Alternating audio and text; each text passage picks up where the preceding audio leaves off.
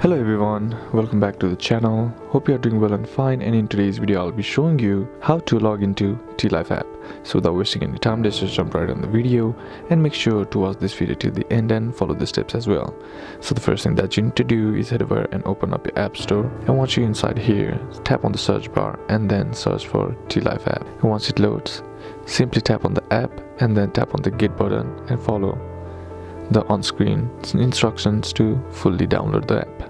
And once you do that, open up the app, and once you open up the app, you'll be getting something like this on your screen. Now once you do that, all you gotta do is simply tap on this login with T-Mobile ID. Now make sure you have a T-Mobile ID as well, and once you do that, tap on login, and then you'll be sent to the terms and conditions. All you gotta do is check it and then tap on accept. And once you do that, here you need to allow your location access as well. All you gotta do is allow it, and once you do that, you'll be successfully able to be logged into your T-Life app. And that's basically how you can do it. And that's it for today's video, guys. Hope this video was useful to you. Leave a like if it did, comment down below what the next video should be on, consider subbing to the channel. Thanks for watching. Bye bye.